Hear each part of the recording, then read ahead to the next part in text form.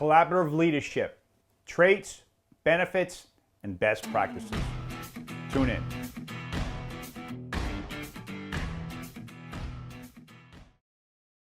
Good morning. Thank you for joining me, Coach Michael, on your Monday morning.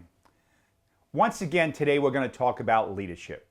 We're going to talk about traits, benefits, best practices. A couple of weeks ago, I talked about the 11 major attributes of leadership. When it comes to leadership traits, there you are right there. I invite any one of you to search out Think and Grow Rich, Napoleon Hill. Look for the 11 major attributes of leadership in the chapter on organized planning.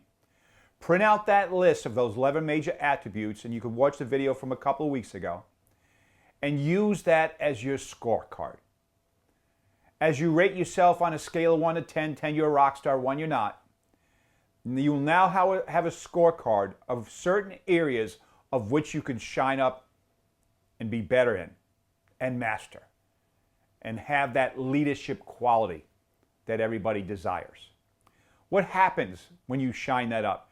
First of all, the benefits, you become a better person. You're looking in the mirror. You're taking ownership. You're taking control. You know if it's to be, it's up to me. In this case, up to you. You're owning how you show up, and that's an energy you cannot hide. People want to be around winners. They want to be around leaders. People are waiting to be led. Most of us are afraid to make decisions. So when we lead people to make the right decisions, that's collaborative leadership. And what's the best practices? Really? The best practices is owning the fact that you are a leader.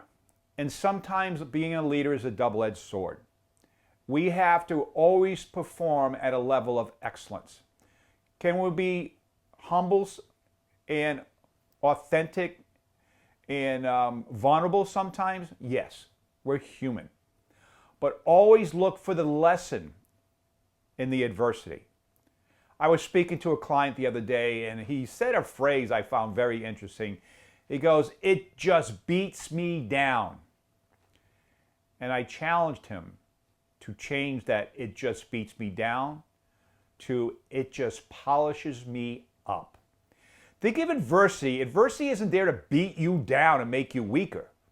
Adversity is there to polish you up, to become stronger. Diamond started as coal under extreme pressure. This ugly black rock became a beautiful diamond, which if a man like me probably cost you a lot of money when it's time to get your wife a lovely ring. So these are the benefits, the traits, the best practices of leaders. Understand, if you were to be the leader, you have to set the example. And another thing to be a leader, surround yourself with other leaders. I mentioned last week, success leaves clues. Leaders have to be both good followers to become great leaders. And what I mean by that is find leaders that have come before you that have set the traits of leadership that stood out. Look at those clues, look at those characteristics, follow accordingly, adapt them, master them. They will become yours, and those then will be following you. So, as always, I hope this has been valuable. Those are some traits of leadership. And if you're looking, we're all leaders. If somebody's asking us to guide them on any decision, we're leaders.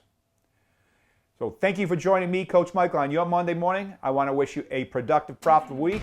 And I'll see you next Monday.